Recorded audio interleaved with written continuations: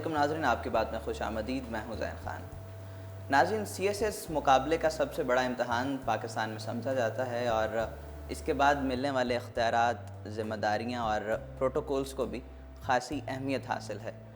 और बहुत सारे ऐसे स्टूडेंट्स होते हैं कि जो ख्वाहिश तो रखते हैं CSS पास करने की, मगर कहीं ना कहीं उनकी डायरेक्शन और शायद गाइडलाइन उनको सही नहीं मिलती। आज हम CSS के हवाले से ही बात करेंगे। हमारे साथ मौजूद हैं सर अहमद राना साहब, एक एकेडमी रन कर रहे हैं, एंकर हैं और ख़ुद भी CSS कर चुके हैं। आइए आज इनसे बात करते हैं। अस्सलाम वालेकुम सर।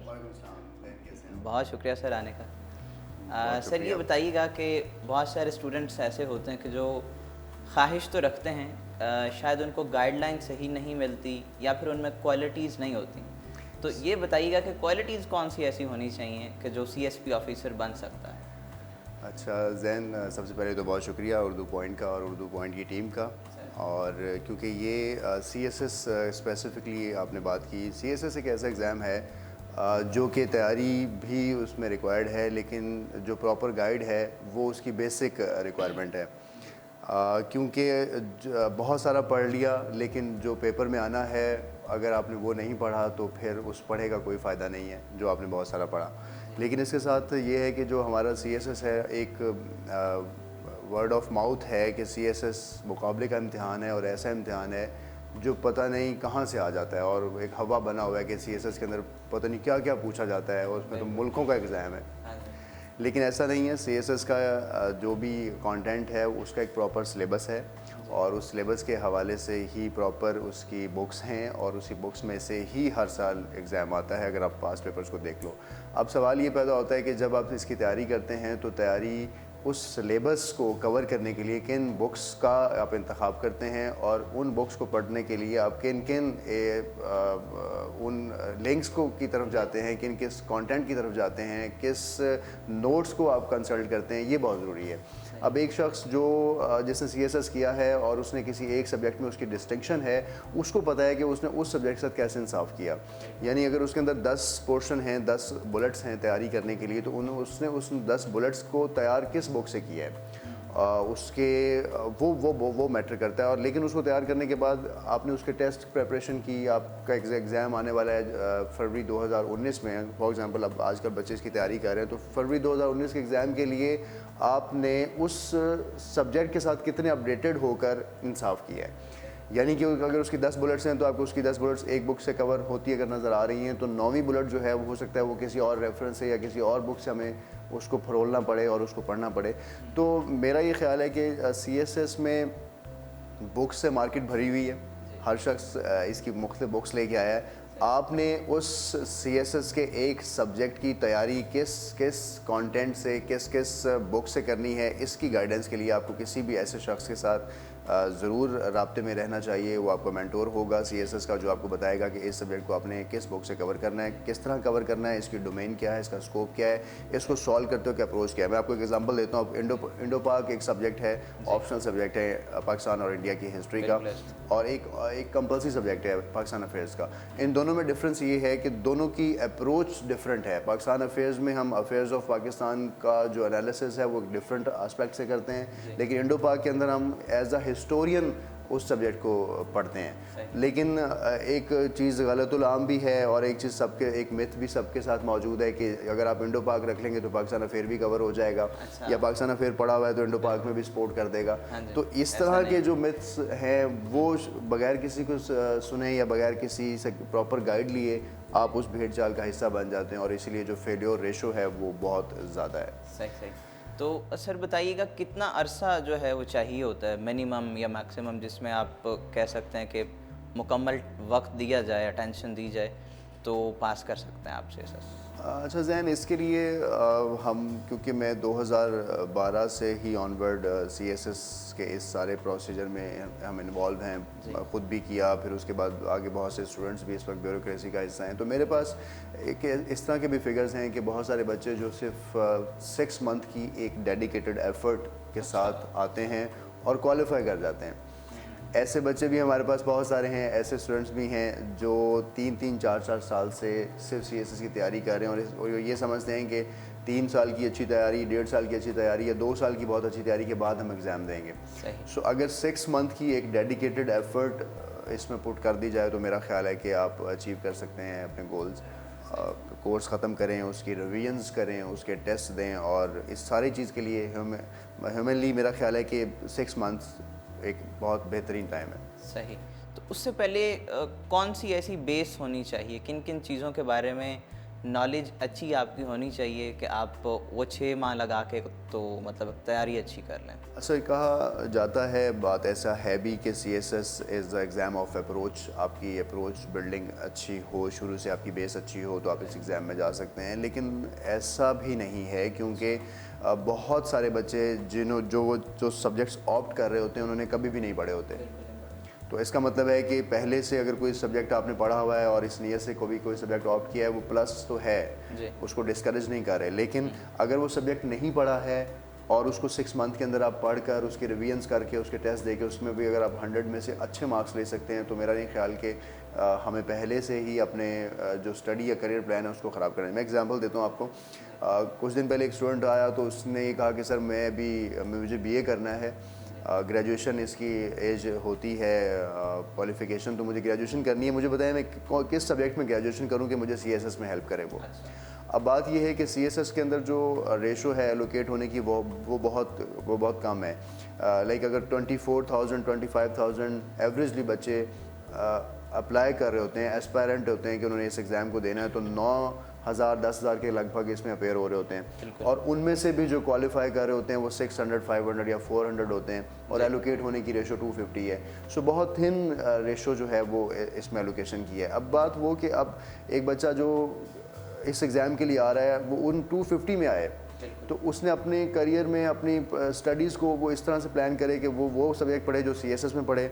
अगर वो ऐसा करता है और खुदा न खास्ता किसी एक सब्जेक्ट में वो रह जाता है, तो जो उसकी स्टडीज़ हैं, अगर हम कहते हैं कि आप पंजाबी रख के BA में आए, पंजाबी अच्छे नंबर देती है, लेकिन अगर वो खुदा न खास्ता CSS में क्वालिफाई नहीं कर पाया, तो उसकी पंजाबी उसके लिए क्या हेल्प करेगी पाकिस्तान के इस एनवायरनमेंट में, जहाँ पर आपकी आर्ट्स सब्जेक्ट्स को ज़्यादा उसका करियर में उसका स्कोप नहीं है। तो फिर ये है कि आप अपनी स्टडीज़ कंप्लीट करें उन प्रोफेशनल डिग्रीज़ के साथ जो एटलीस्ट आपको CSS में अगर आप नहीं हो पाते हैं तो आप अपनी प्रोफेशनल स्टडीज़ के साथ कंटिन्यू तो कर सकें।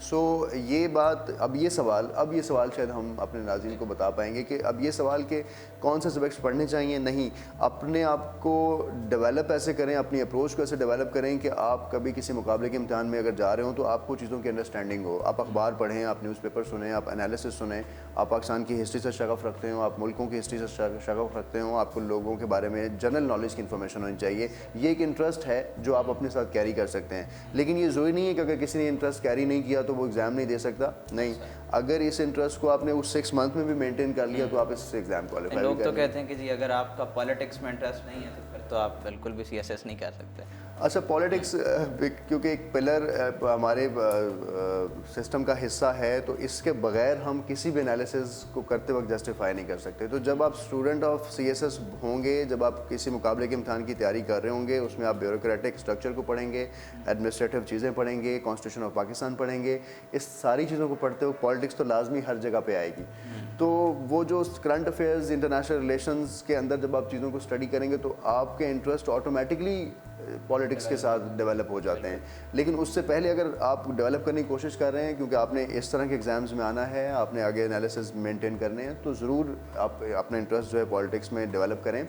लेकिन अगर नहीं भी किसी का हुआ है तो वो ये ना समझे कि टाइम गुजर गया है, या मैं नहीं कर सका और मैं अब शायद मेरा वो इंटरेस्ट ही नहीं कभी रहा। बिल्कुल ऐसा नहीं है। CSS में आप बिल्कुल ब्लैंक आएँ जी, और 6 मंथ जो CSS की SOPs हैं, जो उसका सिलेबस है, जो उसकी गाइडलाइंस है, उसके अकॉर्डिंगली आप तैयारी करें। सही। कुछ लोग सर समझते हैं कि MA इंग्लिश करना इसमें बड़ा लाजमी है और उससे बड़ी चीज़ें आसान हो जाती हैं। बहुत सारे लोग सिर्फ इसी ख्वाहिश में करते हैं कि हमें CSS करना है तो हम इंग्लिश में चले जाते हैं, लिटरेचर में चले जाते हैं। अच्छा ज़ैन, ये बड़ी एक इंटरेस्टिंग बात है कि इंग्लिश का हम उसको बाबा समझते हैं जिसने हमें इंग्लिश किया होता है। अच्छा, विद कर्टसी टू ऑल, वो ये कि इंग्लिश लिटरेचर की अगर बात करें तो लिटरेचर में हम इंग्लिश लैंग्वेज की ग्रामर और प्रपोजिशन और इंग्लिश लैंग्वेज का स्ट्रक्चर, फ्रेजिंग नहीं पढ़ते हैं। सो हम उसमें लिटरेचर पढ़ते हैं, हम उसमें उसके आर्ट को किस तरह से डेवलप किया गया, इंग्लिश क्या है, उसके ऊपर हम बात करते हैं। सो एमए इंग्लिश का बंदा पहले तो पाकिस्तान में इंग्लिश पढ़ा रहा है, ये एक डायलेमा है।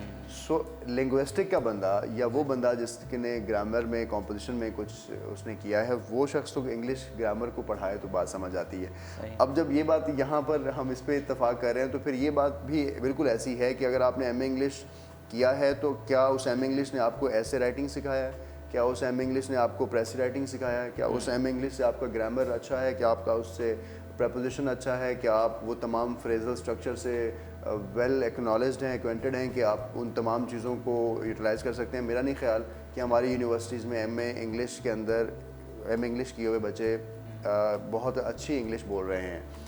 अच्छा, एक एग्जांपल इसमें यह भी है कि बहुत सारे फॉरेनर्स जब पाकिस्तान में एग्ज़ाम देने आते हैं या फॉरेन स्टडी से पढ़े हुए, O levels even A levels, तो वो ये समझते हैं कि इंग्लिश बहुत अच्छी है, लेकिन वो लोग इंग्लिश में फ़ेल हो जाते हैं, ओवर कॉन्फिडेंस। ये एग्ज़ाम्पल इस्लामियत पे भी आती है कि हम मुसलमान हैं और एक इस्लामी घराने में पैदा हुए हैं, तो हमें इस्लामियत बहुत अच्छी आती है, हम अल्लाह और रसूल की तमाम चीज़ों को समझते हैं। सो हम जो भी लिखेंगे, हम हर चीज़ में वही चीज़ें लिख देंगे जो हमने बचपन से सुनी है। और इस्लामियत में जो फेलियर रेशो है वो भी बहुत ज़्यादा है। जहाँ इंग्लिश एक क्रूशल चीज़ है CSS के लिए, वहाँ इस्लामियात भी उतनी ही क्रूशल है, क्योंकि जहाँ हम किसी भी सब्जेक्ट के साथ जस्टिफाई नहीं करेंगे एग्जामिनर की रिक्वायरमेंट के मुताबिक, वहाँ पर फेलियर जो है वो बढ़ेगा। बिल्कुल। मैं एक रिपोर्ट पढ़ रहा था, उसका मुताबिक यही था कि जो लोग बाहर की यूनिवर्सिटी से डिग्रीज़ लेके आए हैं उनका शायद फेलियर रेशो CSS में ज़्यादा, उसकी वजह फिर यही ओवर कॉन्फिडेंस हो सकती। ओवर कॉन्फिडेंस भी हो सकता है। फिर वो ये समझते हैं कि शायद इंग्लिश अगर आप बोल रहे हैं तो आप इंग्लिश लिख भी रहे हैं। नहीं, हमें रॉयल ब्रिटिश इंग्लिश चाहिए, हमें उसमें आपका इंग्लिश का प्रॉपर एक स्ट्रक्चर चाहिए, एक सेंटेंस चाहिए, फ्रेज नहीं चाहिए, ना गोना चाहिए ना वाना चाहिए, जो इस पाकिस्तान कौम के साथ गोना भी लग गया और वाना भी लग गया। सो हम अगर इंग्लिश बोल रहे हैं तो उसके साथ वाना की जगह वांट ही लगेगा, गोना की जगह गो ही लगेगा। सो अगर हम उस बोलने को भी यूज़ करेंगे तो उस पर तो वो शायद एग्जामिनर को एक नंबर भी दे देता है। तो मेरा ख्याल है कि ये उस एग्जामिनर के चेकर की मेहरबानी है कि वो आपको गोना माना पे भी आपको चेक कर रहा है। बिल्कुल सर, कुछ लोग कहते हैं कि ये सिर्फ टेम्परामेंट की गेम है, आप एक अच्छा वक्त दे सकते हैं लाइब्रेरी में तो आप CSS कर सकते हैं, चाहे आप, कुछ लोग ऐसे होते हैं कि जो MBBS करके फिर CSS में अपेयर हो जाते हैं। इसमें कितना वक्त आपको रोज़ाना फुल अटेंशन के साथ देना पड़ता है? अच्छा, वक्त देने का सवाल कि कितना पढ़ा जाए, ये हम हर उस बैच के साथ इसको ज़रूर डिस्कस करते हैं जो न्यूली हमारे पास इंडक्ट होते हैं बच्चे, और या हर शख्स जो करना चाहता है कितना पढ़ना पड़ेगा।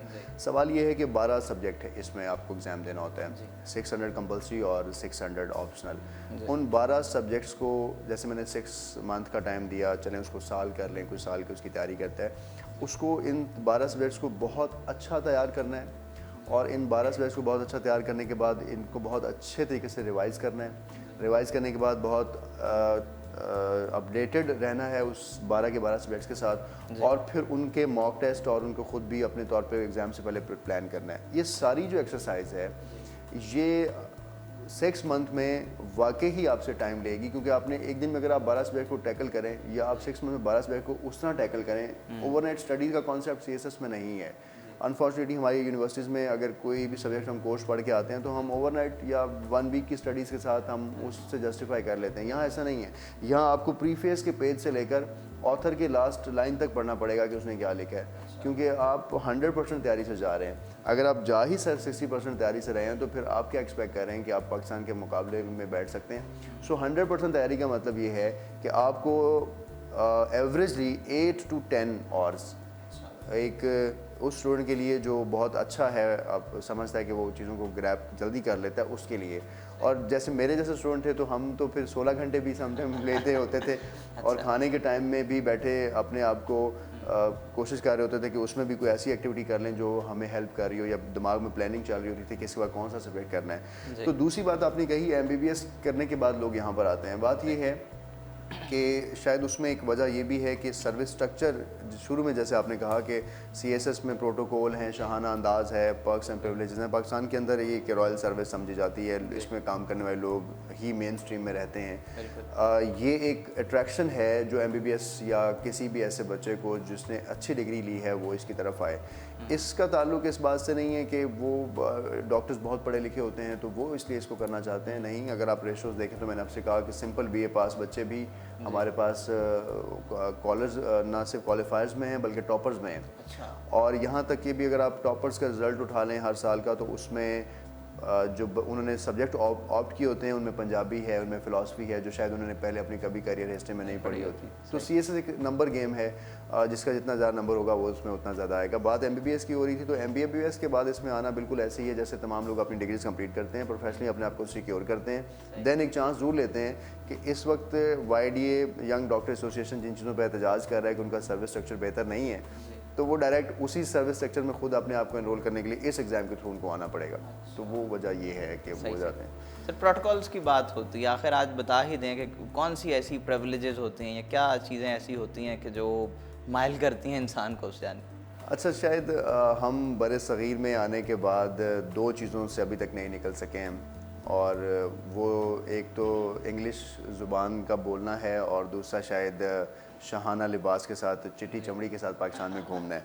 अच्छा, ये वही चीज़ें हैं जो इनहेरिट की हैं इस बर सग़ीर ने, और कॉन्सेप्ट ये है कि एक ब्यूरोक्रेट आपके लिए आपका खिदमतगार है, उसने इंसानियत की खिदमत करनी है। वो जिस जगह पे आके बैठा है वो तमाम चीज़ों को समझता है, वो ज़िले की डोमेन को समझता है, वो ज़िले को डिवीज़न से कनेक्ट करेगा, वो पाकिस्तान के साथ, वफाक के साथ उसको मेंटेन रखेगा उसके, और फिर इंटरनेशनल कंसर्न्स में जो कुछ भी हो रहा है वो उन सारों को मद्देनज़र रखते हुए अपने डिस्ट्रिक्ट का, तहसील का या लोगों के हक़ में कोई फ़ैसला करेगा।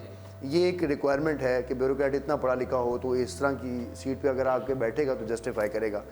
लेकिन डिलेमा ये है कि इस सारे में शाही जो प्रोटोकॉल है कि आप जाएं तो आपके लिए गाड़ी खुले, और गाड़ी खुलने के बाद आप जब ऑफिस में जाएं तो आपके वहाँ खानसामा हो, आपके लिए वहाँ पे फ़ौरन चाय पानी के लिए कोई बंदा आ जाए। इस प्रोटोकॉल ने इतना हाईजैक कर लिया सोसाइटी को कि वो जो खिदमतगार का लफ्ज़ था वो इस तरह से चला गया कि आप खिदमत करवाने के लिए सिविल सर्विस का हिस्सा बन रहे हैं। तो जैन मैं तो इसको डिलेमा समझूंगा, लेकिन ये डिलेमा क्योंकि प्रिवेल कर रहा है तो लोगों को अट्रैक्शन ही इस चीज़ में है। बिल्कुल ऐसे ही। जबकि इसकी दूसरी साइड ये है कि आपके पास अगर अल्लाह ने आपको ब्रेन दिया है, अगर आप पढ़े लिखे हैं, तो फिर आप उस मेन स्ट्रीम का जहाँ डिसीजन मेकिंग होती है, जहाँ लोगों को आप फ़ायदे दे सकते हैं, लोगों की खिदमत कर सकते हैं, उसका हिस्सा बनने के लिए आपको सीएसएस के थ्रू ही आना पड़ेगा।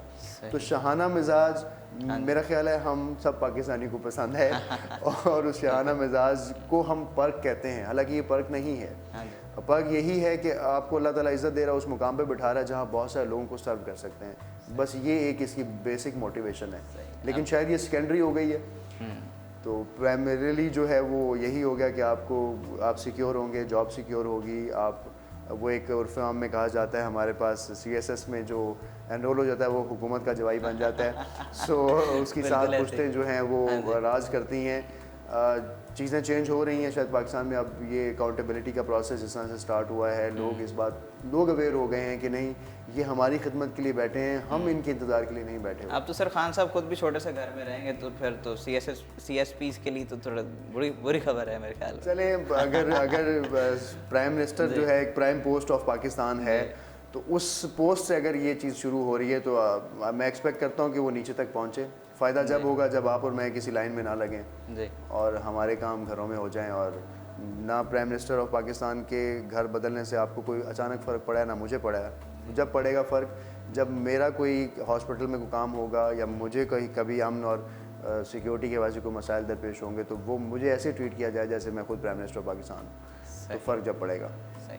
सर सारी यूथ को जो आपको देख रही है क्या पैगाम देना चाहेंगे CSS के हवाले से, और बीइंग अ पाकिस्तानी क्या कहना चाहेंगे? CSS के हवाले से सबको यही पैगाम दूंगा कि CSS के बारे में ये जो मिथ है कि ये एक मुकाबले का इम्तिहान है और एक हवा बना हुआ है, इसको पता नहीं कौन से लोग कर सकते हैं, कितने पढ़े लिखे होते हैं, तो सिर्फ एक ही मैसेज है टू ऑल कि एक ऐसा बच्चा जिसने कभी भी डिस्टिंक्शन नहीं ली, कभी भी नहीं पढ़ा, बहुत ज़्यादा अपने करियर में 388 नंबर लिए उसने BA में, और उसके बाद कहीं मर के जाके कुछ पॉइंट्स के साथ उसका दाखिला जो है वो CSS के लिए वो क्वालिफाई कर सकता था, एनरोल हो सकता था। वो मैं हूँ, मैं एनरोल हुआ। मैंने कभी बहुत अच्छा स्टूडेंट नहीं रहा, लेकिन डेडिकेटेडली मैंने 6 मंथ में उसकी तैयारी की, 30 दफ़ा उसकी रिवीजन की। कुछ गोल्स होते हैं आपके, कुछ पैशंस होते हैं, फिर सब कुछ हट जाता है, फिर आपके इंटरेस्ट बदल जाते हैं। उसके बाद मेरा CSS बहुत अच्छे नंबरों से क्वालिफाई हुआ। बात यह है कि अगर मैं आपके सामने एज एग्जांपल बैठा हूँ और मैं अगर वो कर सकता हूँ बहुत अच्छा स्टूडेंट ना होते हुए, तो फिर आप लोगों के पास कोई भी बहाना नहीं है। एक यही बहाना हो सकता था कि मैं अच्छा स्टूडेंट नहीं हूँ।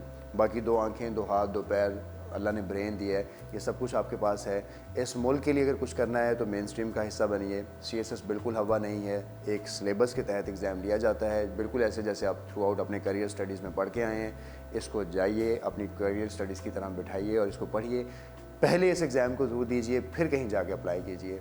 और पाकिस्तान के लिए अगर वाकई कुछ करना चाहते हैं तो जब आप यहाँ पर आ जाएंगे, CSS क्वालिफाई कर लेंगे, तो जिन ओहदों पे आप बैठे होंगे वहाँ पर आप बैठ के वाकई ही लोगों को कुछ दे सकेंगे। बहुत शुक्रिया सर कुछ नहीं तशरीफ़ लाने का। Thank you very much. नाज़रीन, ये था आज का शो जिसमें सर अहमद ने हमें बहुत सारी ऐसी चीज़ें बताई कि जो हमारे माइंड में सिर्फ मिथ्स थी कि टॉपर जो है वो CSS कर सकता है, या फिर इसका मकसद ये है कि आप अपने लोगों की खिदमत करें। और बहुत अच्छी सर ने बात की कि 2 हाथ, 2 पैर, 2 आँखें होना काफ़ी हैं। और एक मैं एग्ज़ाम्पल कोट करूँगा, 2007 में गालिबन साइमा सलीम ने CSS में ओवरऑल 7th पोजीशन ली थी, और वो ब्लाइंड लड़की थी, और आजकल वो फॉरेन सर्विसेज में पाकिस्तान को रिप्रेजेंट कर रही हैं। सो नाज़रीन, ये था आज का शो। इसको शेयर कीजिएगा, और बहुत सारे ऐसे लोग जिनको ये शो देख के फ़ायदा होगा उनको भी रेकमेंड कीजिएगा। आपसे मुलाकात होगी इंशाल्लाह अगले प्रोग्राम में। तब तक के लिए अल्लाह हाफ़िज़ नाज़रीन।